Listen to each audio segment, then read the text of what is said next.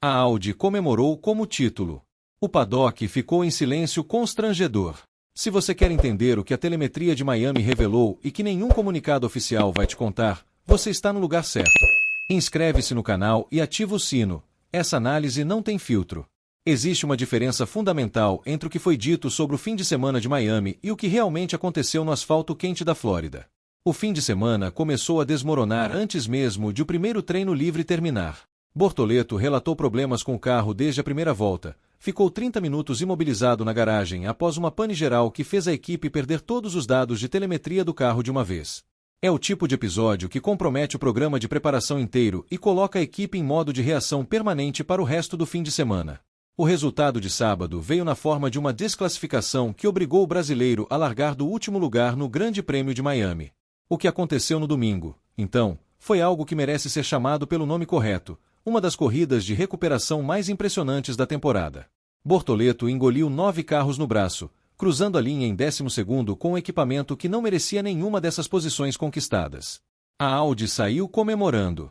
E foi exatamente isso que revelou o tamanho do problema. Porque o que a diretoria da equipe não quer discutir abertamente é o motivo real da dificuldade absurda de ultrapassagem que Bortoleto enfrentou ao longo da corrida inteira. A justificativa oficial foi que o carro voava no primeiro setor, mas que ao encontrar o tráfego a performance desaparecia. É uma explicação tecnicamente verdadeira e politicamente conveniente. Porque o que ela está descrevendo, sem assumir diretamente, é que o acerto de suspensão da Audi em Miami foi um desastre completo para qualquer situação que envolvesse ar sujo. A equipe montou uma configuração que funciona exclusivamente com o carro de frente para o vento limpo, apostando todas as fichas na aderência aerodinâmica pura. Quando Bortoleto entrava na turbulência pesada gerada pelo carro da frente, a pressão aerodinâmica despencava, a suspensão traseira perdia a capacidade de copiar as ondulações do asfalto e o carro simplesmente parava de tracionar, cozinhando os pneus traseiros nas saídas das curvas mais lentas do circuito americano. É o cobertor curto em sua forma mais exposta. Proteges um ponto e deixas outro completamente vulnerável. E a equipe escolheu deixar o piloto descoberto exatamente onde a corrida acontece de verdade, no tráfego, no ar sujo, no meio do bolo. Bortoleto guiou durante mais de 50 voltas o que se comportava como uma britadeira descontrolada nas zonas de frenagem mais pesadas. Os olhos das garagens rivais já identificaram esse calcanhar de Aquiles. E não vão esquecer nas próximas corridas. Se a situação de Bortoleto já era difícil, o que aconteceu com o outro carro da equipe foi de uma humilhação de proporções diferentes. A direção da Audi tentou minimizar o abandono precoce de Nico Hülkenberg, mas a verdade é que o pesadelo alemão começou no sábado, quando o carro sequer conseguiu alinhar no grid de largada. A unidade de potência entrou em colapso térmico no calor infernal da Flórida antes de a corrida começar. Os rumores que circulam pelas garagens apontam para um erro grave de dimensionamento nos dutos de refrigeração laterais, que levou o sistema de recuperação de energia a um estado de colapso total. Enquanto o veterano assistia à corrida de braços cruzados nos boxes, Bortoleto carregava nas costas as únicas gotas de dignidade que a equipe alemã tinha a oferecer naquele domingo na Flórida. Um piloto de primeiro ano, desclassificado no sábado, com um chassi remendado no domingo, fazendo 9 ultrapassagens com uma suspensão traseira que copiava o asfalto com a precisão de um carrinho de supermercado com roda travada. O contraste com o restante do pelotão não poderia ser mais brutal. A McLaren desembarcou em Miami com um pacote de atualizações que reescreveu o fluxo de ar no assoalho e otimizou o direcionamento dos vórtices gerados pela asa dianteira. O resultado foi uma pressão aerodinâmica tão eficiente que engolia os adversários nas retas e mantinha o carro colado ao chão nas curvas de baixa velocidade. Norris e Piastri no pódio não foi coincidência. Foi o produto de uma equipe que entende exatamente onde o regulamento de 2026 pode ser explorado. Verstappen estava voando com o equipamento de ponta nas mãos e só não venceu porque o pit wall da Red Bull entrou em pânico com uma previsão de chuva que nunca se materializou. O carro é um monstro. O que faltou foi discernimento na tomada de decisão estratégica.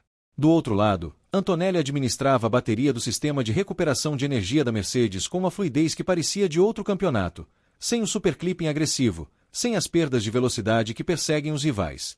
Agora pega esses dois cenários e compara com o que Bortoleto enfrentou na Flórida. O brasileiro não teve o luxo de reclamar de uma estratégia precipitada ou de um pit wall nervoso.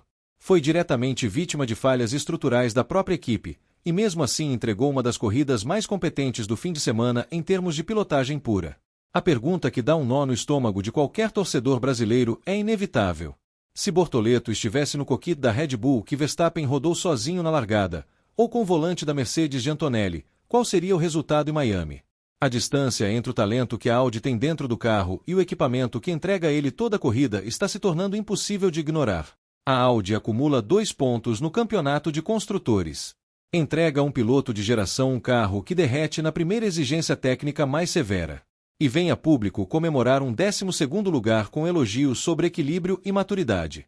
Essa conformidade institucional não é só constrangedora, é o sinal mais claro de que a equipe ainda não entendeu a urgência do momento.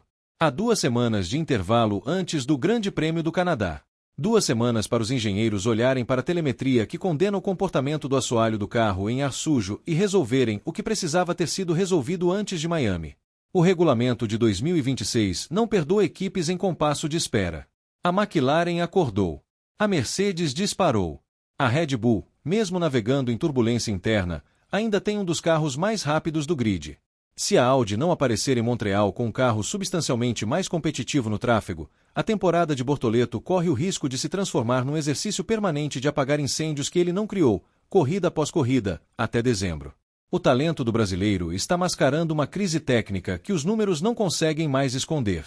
Se colocassem Gabriel Bortoleto na Mercedes de Antonelli ou na Red Bull de Verstappen hoje, ele seria o líder isolado desse campeonato?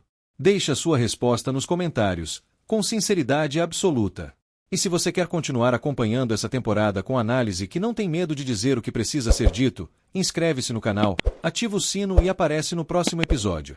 Montreal vai revelar se a Audi aprendeu alguma coisa com Miami, e esse veredicto vai estar aqui antes de qualquer outro lugar.